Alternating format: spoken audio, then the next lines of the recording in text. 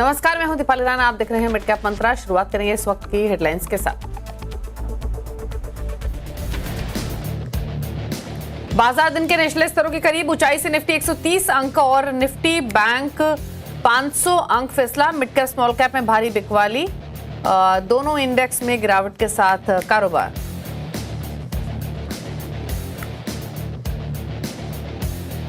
IT sector बाजार को दे रहा है सपोर्ट, 1% चढ़ा निफ्टी आईटी इंडेक्स। विप्रो करीब 3% उछलकर वायदा के टॉप गेनर्स में शामिल। टीसीएस इन्फोसिस में रौनक, लेकिन निफ्टी रियल्टी इंडेक्स 4% से ज्यादा टूटा। सरकारी कंपनियां मेटल स्टॉक्स में भी भारी बिकवाली।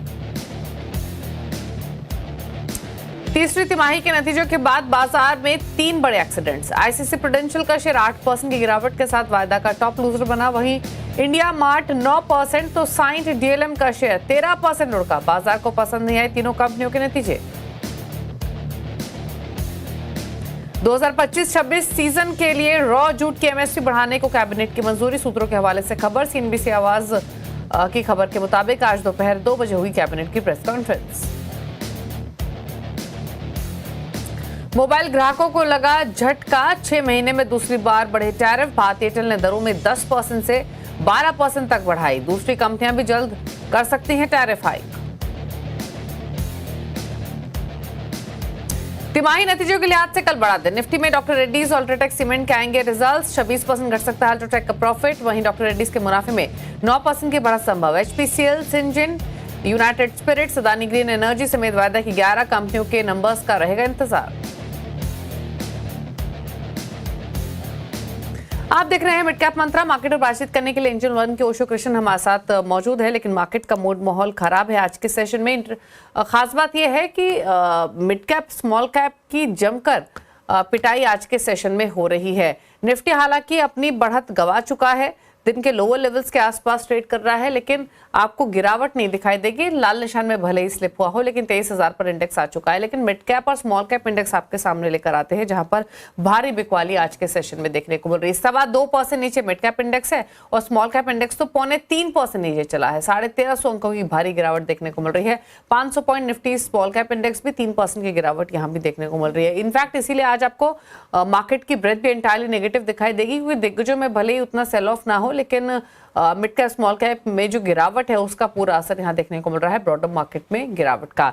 2127 स्टॉक से जो गिरावट के साथ कर रहे हैं ट्रेड, 330 शेयर्स ये जो कि बढ़कर कर रहे हैं कारोबार। अगर आप पॉकेट देखेंगे आज के सेशन में तो एक बार 2-3 सेक्टर्स आपके सामने लेकर आते हैं। एक देखिए आप, सबसे पहले तो रियल्टी इंडेक्स कल भी टॉप लूजर था और आज भी टॉप लूजर है। आज तो इनफैक्ट इस समय 5% की गिरावट निफ्टी रियल्टी इंडेक्स में देखने को मिल रही है। 5% नीचे फिलहाल निफ्टी रियल्टी इंडेक्स कारोबार करते हुए दिखाई दे रहा है। इसके बाद आप देखिए निफ्टी पीएसयू बैंक इंडेक्स और निफ्टी एनर्जी।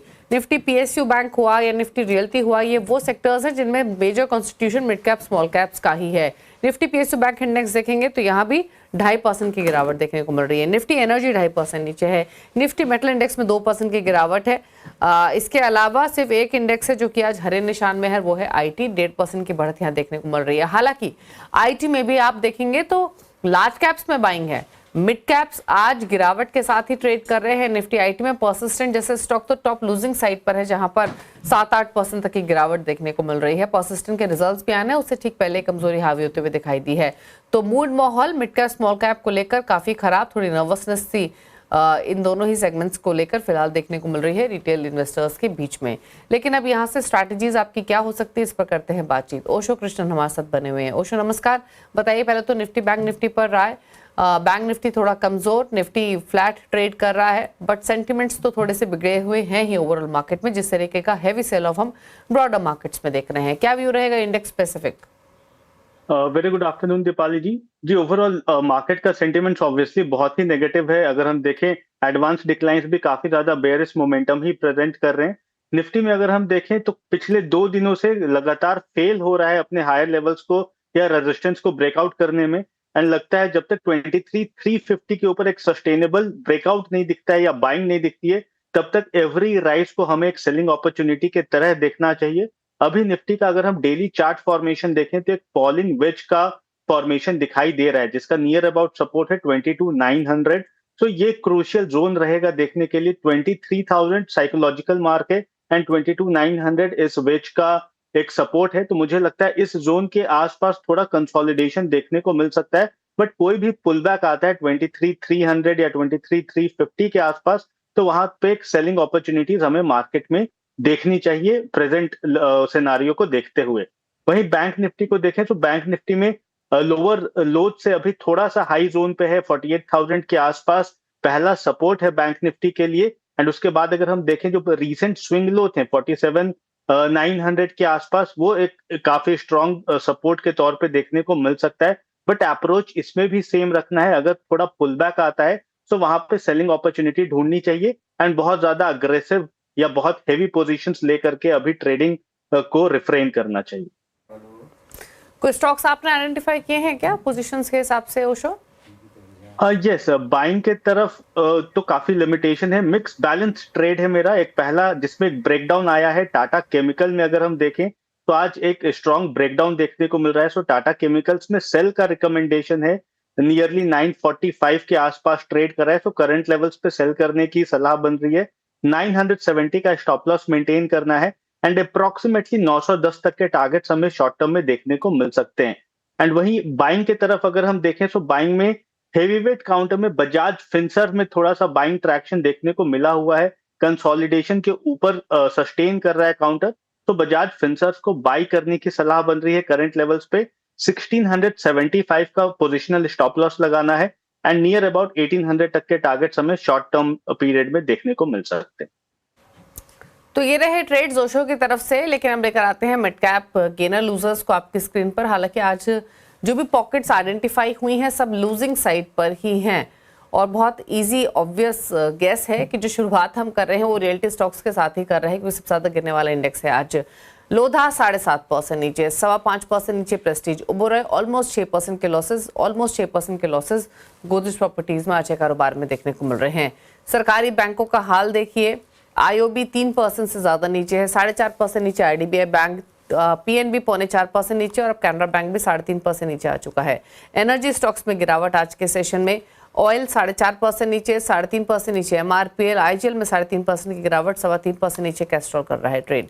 मेटल्स भी वीक हैं आज के कारोबार में। मेटल्स में जीएसपीएल 3.5% नीचे, सेल 4% नीचे, नाल्को 3.25% नीचे और एनएमडीसी में 2.5% की गिरावट देखने को मिल रही है।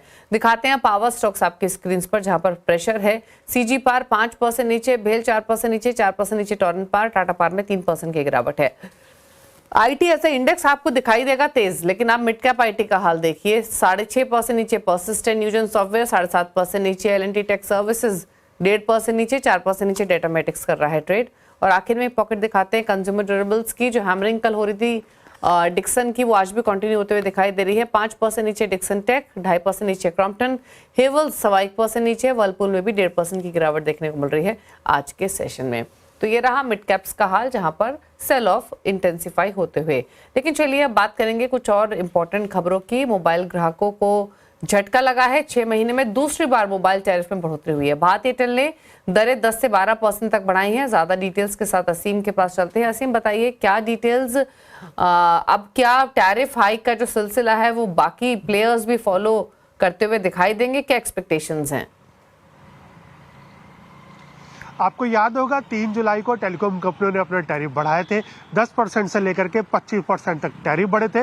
लेकिन 6 महीने के अंदर ही टेलीकॉम कंपनियों ने दूसरा झटका ग्राहकों को दे दिया है। इसकी शुरुआत भारती एयरटेल ने कर दी है। भारती एयरटेल ने अपने कुछ प्लान्स को रिजिक किया है। टैरिफ जो है 10% से लेकर के 12% तक बढ़े हैं और ये बढ़ोतरी आज से ही लागू हो गई है। जल्दी ये दूसरी टेलीकॉम कंपनियां भी इस बढ़ोतरी को लागू कर सकती है। ये भी बता दूं कि जो टेलीकॉम रेगुलेटर ट्राई है उसने टेलीकॉम कंपनियों को निर्देश दिए थे कि आप सिर्फ वॉइस ओनली प्लान की शुरुआत कीजिए। टेलीकॉम कंपनियों ने इसकी प्लान की शुरुआत आज से करनी शुरू कर दी है, लेकिन इसके साथ साथ ग्राहकों को झटका भी दे दिया। कंपनियों ने अपने टैरिफ में बढ़ोतरी कर दी है। 10% से लेकर के 12% तक टैरिफ जो है ग्राहकों के लिए बढ़ गए हैं और ये आगे आपके आने वाले दिनों में और आपको टैरिफ बढ़ते हुए दिखाई देंगे, क्योंकि बाकी दूसरी कंपनियां भी इसको फॉलो करेंगी। अभी एयरटेल ने इसकी शुरुआत की है, बाकी कंपनियों की डिटेल्स अभी आना बाकी है। जैसे ही बाकी कंपनियां अपने डिटेल्स लिख देंगी वो आपको दिखेगा कि ये टैरिफ जो है पूरे सेक्टर के अंदर बढ़ गए। तो 6 महीने के अंदर ये दूसरा झटका जब टेलीकॉम टैरिफ बढ़े हैं।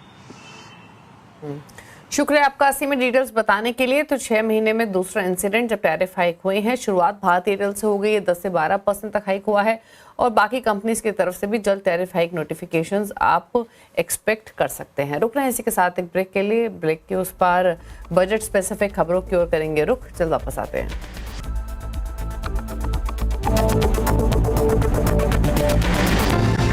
और अब यहाँ से रुक करते हैं सीएनबीसी आवाज की खास पेशकश बजट यात्रा की, और हम दिल्ली के दिल में क्या है ये जानने की कोशिश कर रहे हैं। और इसी सिलसिले में हमारे संवाददाता रोहन सिंह पहुंचे दिल्ली के खान मार्केट में। सुनिए।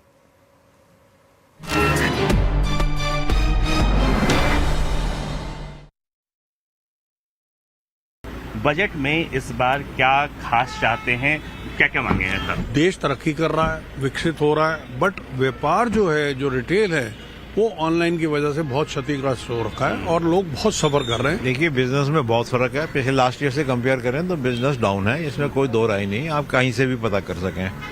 और उसको बढ़ाने के लिए यही है कि लोगों के हाथ में आपको ज्यादा पैसा छोड़ना पड़ेगा।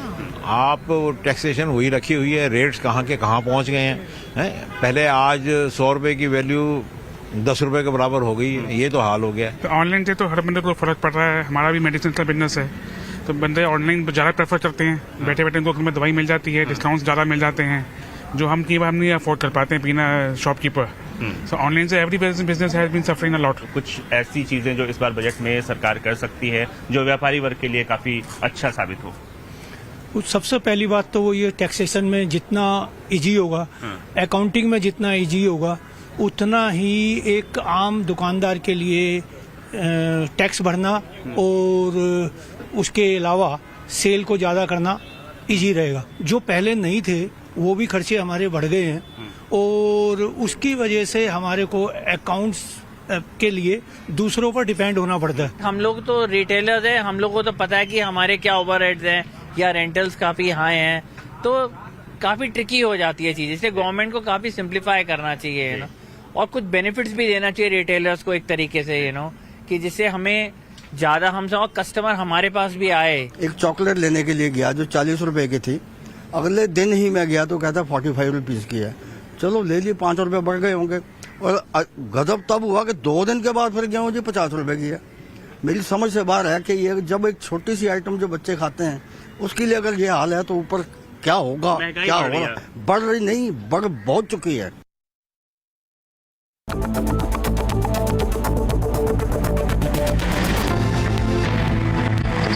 मिड कैप मंत्रा अब रुक करेंगे क्लाइंट नंबर 1 के अपडेट का। इस हफ्ते जेएम फाइनेंशियल के सोनी पटनायक, प्रतिफिन मार्ट के हरीश जुजारे और रघुनाथ कैपिटल के पवन महेश्वरी के मुकाबला हो रहा है। दिखाते हैं आपको क्या अपडेट है। सोनी का एक अपडेट है, सीमेंस पर एक ट्रेड थन की तरफ से खरीदारी का 5829 के लेवल्स पे इन्होंने प्रॉफिट बुक किए हैं। हालांकि इनके जो लक्ष्य थे वो 5500 के थे। ये इनकी शायद बिकवाली की कॉल थी सीमेंस, जो इनके 5500 के डाउनसाइड टारगेट थे और इन्होंने एग्जिट किया है पोजीशन से। अब दिखाते हैं आपको रिटर्न की स्थिति। हरीश लीड कर रहे हैं 7% के रिटर्न्स ऑलमोस्ट। पवन का पोर्टफोलियो 4.5% के रिटर्न्स दे रहा है, 4.25% के रिटर्न्स सोनी पटनायक का पोर्टफोलियो लैंड कर रहा है। ये रहा अपडेट। इसी के साथ एक ब्रेक के उस पर अब देखिए नोया कंपनी में बातचीत करेंगे इंडस्ट्रीज के सीएमडी अनिल गुप्ता से। एक छोटे से ब्रेक के बाद नमस्कार।